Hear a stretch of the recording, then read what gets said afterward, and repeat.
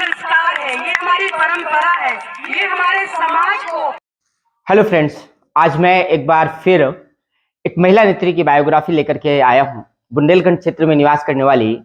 एक ऐसी महिला नेत्री जिन्होंने जीरो से स्टार्ट किया था और आज उनका बड़ा नाम हो चुका है। महिलाएं एक जगह पर एकत्रित होकर के और इस प्रकार से बायोग्राफी के पीछे का उद्देश्य यही है, क्योंकि नारी शक्ति वंदन अधिनियम जब से लागू हुआ है तो महिला नेत्रियों के बारे में देश भर में चर्चा शुरू हो चुकी है। आज़ादी के 75वें वर्ष के बाद महिला नेत्रियों के लिए जो चर्चा देश भर में शुरू हुई है, उससे हमें लगा कि क्यों ना ऐसे ही महिला नेत्रियों की पहचान सामने आनी चाहिए, जिन्होंने वास्तव में जीरो से स्टार्ट करके एक बड़ा नाम कमाया है। कितने अवार्ड्स मिले, क्या कुछ उन्होंने काम किया और कैसे महिलाओं को काम करना चाहिए और किस प्रकार की चुनौतियों को उनको सामना करना पड़ता है। सभी अतिथियों को सादर प्रणाम करते हुए पहला मेरा वाक्य है, देश हमें देता है सब कुछ, हम भी तो कुछ देना सीखें। देश हमें देता है सब कुछ, हम भी तो कुछ देना सीखें। सारी ऐसी बारीक जानकारियां हैं जो बहुत सारी महिला नेत्रियों को होती भी नहीं है। इसलिए हमने सोचा कि एक ऐसी बायोग्राफी आप सबके सामने जरूर आनी चाहिए। तो वो महिला नेत्री हैं दिव्या त्रिपाठी। दिव्या त्रिपाठी सिमरिया जगन्नाथवासी एक छोटा सा गांव पड़ता है चित्रकूट जनपद में, धर्मनगरी चित्रकूट का एक छोटा सा गांव है सिमरिया जगन्नाथवासी। और इस गांव से उनकी एक बड़ी पहचान जुड़ी हुई है। यही वो गांव है जो उनको महिला नेत्री के रूप में एक बड़ी पहचान प्रदान करता है। जब वो प्रधान बनी तो प्रधान बनने के साथ साथ जैसे जैसे उन्होंने काम करना शुरू किया और पहले दिन शपथ वाले दिन से लेकर के जिस दिन उन्होंने शपथ ली थी, उस दिन से एक नाम जो सबके सामने आने लगा, सबके जेहन में आने लगा, वो था दिव्या त्रिपाठी का। तो शपथ के दिन की एक स्टोरी मैं आपसे साझा कर रहा हूँ कि उनके पति संतोष त्रिपाठी ने कहा था कि मैं तुम्हारा साथी यहीं तक हूँ, अब तुम एक गांव की अध्यक्ष हो चुकी हो, तो इसके बाद तुमको ही इस नेतृत्व को संभालना है। तो जो पुरुष होते हैं, बहुत कम पुरुष ऐसे देखने के लिए मिलते हैं जो महिलाओं को एक बड़ा स्पेस प्रदान करते हैं। और चूंकि आपने भारत की उस कहानी को खूब जाना होगा, महिला नेत्रियां प्रधान तो बन जाती हैं लेकिन काम पुरुष करते रहते हैं। लेकिन यहाँ ऐसा नहीं हुआ। ये नहीं होने की वजह से एक बड़ा नाम उभर करके सामने आया जब वो मंच पर पहली बार शपथ ली। तो उनका शपथ लेने का जो स्टाइल था, जिस प्रकार से बेझिझक उन्होंने बिना घूंघट के जाकर के शपथ ली, अन्यथा आपको बहुत उदाहरण देखने के लिए मिल जाएंगे कि बहुत सी महिला नेत्रियां, बहुत सी प्रधान घूंघट में शपथ लेती हुई दिख जाती हैं। तो चित्रकूट जनपद में धीरे धीरे करके जो एक नाम उभरता गया, वो बड़ा चर्चित नाम होता गया। इसके बाद लगातार जैसे तमाम जयंतियों में शामिल होना, सामाजिक कार्यक्रमों में शामिल होना, पर्यावरण बचाओ अभियान के लिए काम करना, मंदाकिनी नदी जो लाइफलाइन है चित्रकूट की, उसके लिए काम करना। और इस तरह से जब उन्होंने काम किया और उनके गांव में पानी की बहुत किल्लत थी, पानी को लेकर के महिलाओं को बड़ी समस्या का सामना करना पड़ता था। तो महिलाओं को इस समस्या से निजात दिलाने के लिए उन्होंने वाटर पर बहुत ज्यादा काम किया और घर घर नल पहुंचाने का काम उनके द्वारा पेयजल योजना के माध्यम से सरकार का सहयोग लेकर के किया गया। पानी की टंकी बनी, उसके बाद हर घर नल पहुंचा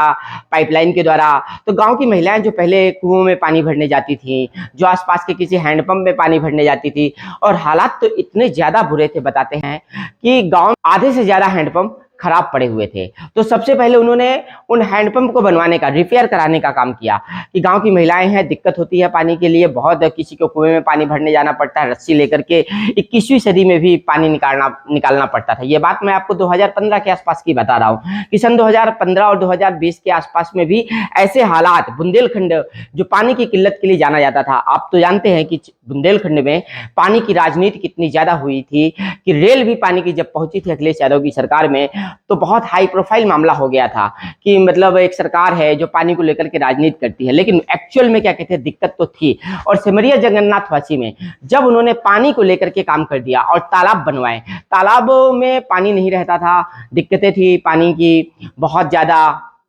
यदि जल जीवन में न रहे तो जीवन है बेकार, तो जीवन है बेकार। कुएं नदियां बावड़ी जबलो जल भरपूर, कुएं नदियां बावड़ी जबलो जल भरपूर, तबलो जीवन सुख भरा बरसे 24 नूर। जल बचाओ अभियान की मन में लिए उमंग, आओ मिलकर चले हम प्रकृति देवता के संग। तो पानी पर काम करने के बाद एक जो मुख्य उनका काम था नशे को लेकर के काम करना, क्योंकि गांव की बहुत सारी महिलाएं थी, जब उनसे अपनी बातें साझा करती थी और बताती थी कि मतलब हमारा पति नशा करता है या हमारा बेटा नशा करता है या हमारे चाचा नशा करते हैं, ऐसे करके बहुत सारे पुरुष नशा करते थे। तो नशा छुड़वाने के लिए इन्होंने एक अभियान चलाया और नारा दिया कि नशे के खिलाफ। तो महिलाओं के बीच इन्होंने छोटे छोटे चौपाल के कार्यक्रम आयोजित किए, महिलाओं से आपस में चर्चा की कि आप अपनी समस्याएं जरूर बताइए, किन समस्याओं का सामना करना पड़ता है। और आपको तो पता है कि ग्रामीण महिलाओं को कितनी ज्यादा समस्याओं का सामना आज के भी समय में करना पड़ता है, उनकी लाइफ लाइन कैसी है ये सबको पता है, ये बताने की बहुत ज्यादा आवश्यकता नहीं है। और छोटी सी बायोग्राफी में हम बहुत कुछ बोल भी नहीं सकते हैं। धीरे धीरे करके इनके काम की जानकारी जनपद प्रशासन को भी होने लगी, जिलाधिकारी कार्यालय तक भी बातें पहुंचने लगी, अखबार के माध्यम से, सोशल मीडिया तब तक आ ही चुका था, सोशल मीडिया के माध्यम से। तो जब ये बातें जनपद प्रशासन के पास पहुंची तो इनको क्या कहते हैं, कुछ पुरस्कार की धनराशि भी प्राप्त हुई थी। उस पुरस्कार की धनराशि को भी इन्होंने अपने गांव के विकास कार्यों में लगाने का काम किया, क्योंकि जो पुरस्कार की धनराशि इनको प्राप्त हुई थी उसको ले जाकर के जब इन्होंने अपने गांव में विकास कार्यों में लगाया तो उससे भी बहुत ज्यादा सराहना हुई। लोगों ने माउथ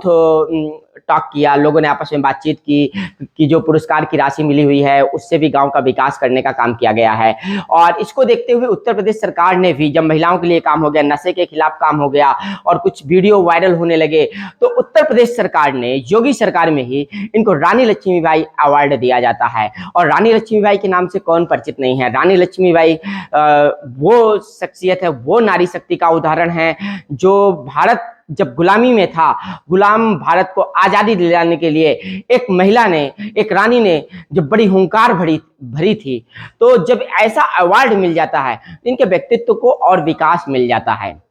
इस काम के साथ साथ धीरे धीरे करके इनको अपनी राजनीतिक इच्छा थी, क्योंकि यहाँ से एक जो जर्नी शुरू हुई थी ग्राम प्रधान बनने से लेकर के, तो लोगों की नज़र में आने लगा कि एक ऐसी महिला है जो लगातार काम कर रही है, समाज के बीच में पहुँचती है,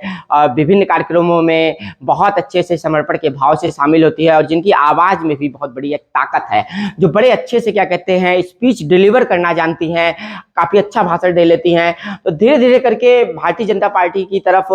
झुकाव बढ़ा और भारतीय जनता पार्टी का भी इनकी ओर थोड़ा झुकाव बढ़ा। तो इनको बाद में महिला मोर्चा की जिम्मेदारी दे दी जाती है। महिला मोर्चा की जिलाध्यक्ष के रूप में जनपद चित्रकूट में काम करते हुए इन्होंने बहुत बड़ी ख्याति दर्ज की, क्योंकि जनपद चित्रकूट एक ऐसा चित्रकूट है जहां महिलाएं बहुत ज्यादा घरों से बाहर नहीं निकलती। महिला मोर्चा पर काम तो बहुत सारे लोगों ने किया, महिला मोर्चा हमेशा से भाजपा का रहा या किसी भी दल में रहता हो, कोई एक भाजपा बस से हमारा मतलब नहीं है, लेकिन जनपद चित्रकूट और बुंदेलखंड में खासतौर पर बहुत कम महिलाएं ऐसी होती हैं जो घर से बाहर निकल करके काम कर पाती हैं और लगातार पूरे आत्मविश्वास के साथ स्पीच डिलीवर कर पाएं, अपनी बात रख पाएं। ये अपने आप में एक बहुत बड़ा चैलेंज बुंदेलखंड के लेवल पर खड़ा हो जाता है। तो इन्होंने उस वक्त भारतीय जनता पार्टी में अभी लगातार काम करते हुए महिला मोर्चा के पद में कई एक बड़े आयोजन करवाए। तब भारतीय जनता पार्टी के बड़े नेताओं की भी ये नजर पहुंची कि एक ऐसी महिला नेत्री है जो महिला मोर्चा का कार्यक्रम बगैर किसी पुरुष के सहयोग के, यहाँ पर पॉइंट नोट करने वाली बात है कि बगैर पुरुषों के सहयोग के एक बड़े कार्यक्रम को आयोजित करवा देना, बहुत सारी महिलाओं की भीड़ इकट्ठी कर लेना, चाहे वो नारी शक्ति वंदन अधिनियम के तहत तो कुछ भारतीय जनता पार्टी के शीर्ष नेतृत्व के कहने पर कार्यक्रम करना रहा हो, या फिर महिलाओं का तमाम ऐसे कार्यक्रम पार्टी के आधार पर हुए जहां पर बहुत सारी महिलाओं की संख्या इकट्ठी हुई और बहुत सारी नई महिलाओं को इन्होंने अपने साथ जोड़ा और लगातार क्या कहते हैं महिला मोर्चा एक सशक्त भूमिका के रूप में खड़ा हुआ और चुनाव में विजय दिलाने में महिला मोर्चा की जो भूमिका होनी चाहिए थी वैसी भूमिका विधानसभा चुनाव में इन्होंने निभाई। अगर कहीं कोई कम ज्यादा बात भी रही होगी, लेकिन महिला मोर्चा की जो भूमिका थी वो बहुत शानदार रही है, क्योंकि कहते हैं ना कि महिलाओं की जो पहुंच होती है वो घर के किचन तक होती है, और जब महिलाएं घर के अंदर घुस करके आपस में बातचीत करती हैं, सरकार की योजनाएं बताती हैं, पार्टी की विशेषता बताती हैं और महिलाओं का सम्मान कहाँ निहित है, महिलाओं को अधिकार कौन दिलाएगा, इस बारे में जब बातें करती हैं तो वास्तव में महिलाओं के ऊपर बहुत बड़ा प्रभाव पड़ता है। और 21वीं सदी में तो आज हालात ऐसे आ गए हैं कि महिलाएं अपने वोट का अधिकार, जो उनका वोट का अधिकार है, मत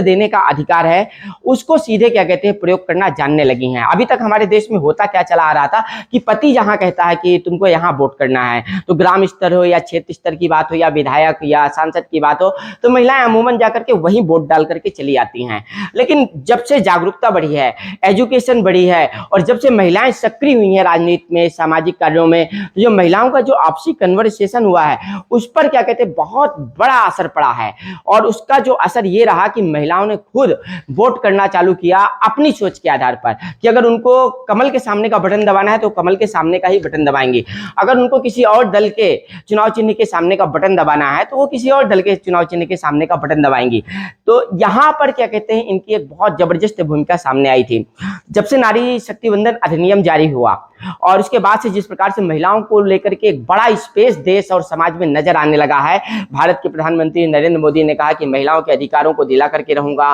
भारत के तमाम बड़े नेता महिला नेत्रियों को सदन पर, विधानसभा में, लोकसभा में भेजने के लिए अब बड़ा दिल करने लगे हैं, लेकिन वो पहुंचेंगी कैसे? क्योंकि हमारे देश की भी सबसे बड़ी एक कमी ये जरूर रही है कि जो पुरुष नेता सक्रिय रहे हैं, तो जब भी महिला आरक्षण की बात आती है, कि रिजर्वेशन की बात आती है, तो वो ग्राम प्रधान का चुनाव हो या फिर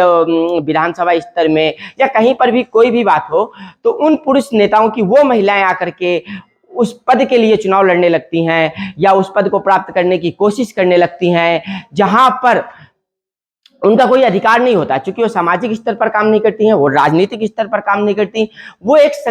संगठन के, दलीय संगठन के जो महिला मोर्चा का संगठन होता है या मेन बॉडी भी जो होती है वहां पर भी उन लोगों ने कोई काम नहीं किया होता है, लेकिन पद बड़े आसानी से ले जाती हैं। तो यही एक कोशिश जो भारत के प्रधानमंत्री नरेंद्र मोदी जी की है, जो उत्तर प्रदेश के मुख्यमंत्री योगी आदित्यनाथ जी की है, इन सब की कोशिशों का नतीजा तब प्राप्त होगा जब वास्तव में ऐसी महिलाओं का चुनाव होगा जो संगठन में काम करती हैं। और पिछले दिनों जब हमने इस बारे में लिखा भी था अपनी वेबसाइट पर, पोर्टल पर, तो लोगों ने कहा भी था, बहुत सारी महिलाओं ने कहा भी था कि उन महिलाओं को अधिकार मिलना चाहिए, उन महिलाओं को पद मिलना चाहिए जो वास्तव में संगठन के लिए समर्पण के भाव से काम करती हैं। तो हमने जो सोचा था कि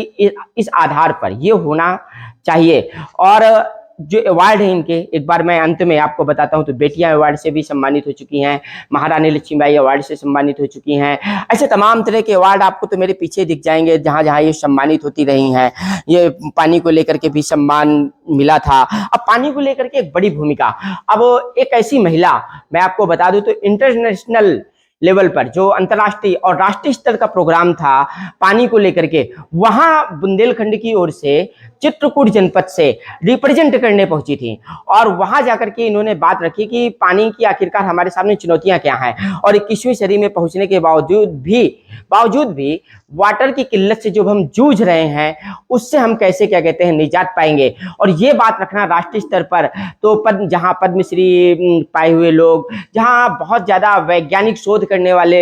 लोग बैठे हुए थे, उनके बीचों में अपनी बात रखना एक बहुत बड़ी बात हो जाती है। तो कुल मिलाकर के जो मैंने आपको बताने की कोशिश की कि एक ऐसी महिला नेत्री जिनकी बायोग्राफी आपको जाननी चाहिए, और ऐसी बहुत सी महिलाएं जो ग्राउंड लेवल पर काम करती हैं, जीरो ग्राउंड पर काम करती हैं, ऐसी महिलाओं के ऊपर हमने जो प्रकाश डालने का काम शुरू किया है। तो और भी जो महिलाएं होंगी जिन्होंने काम किया है, उन सबके लिए हम बताएंगे आपको, ताकि उन महिलाओं को वास्तव में जगह मिलनी चाहिए जो इसकी हकदार हैं। तो बने रहिएगा फुल स्टॉप में मेरे साथ।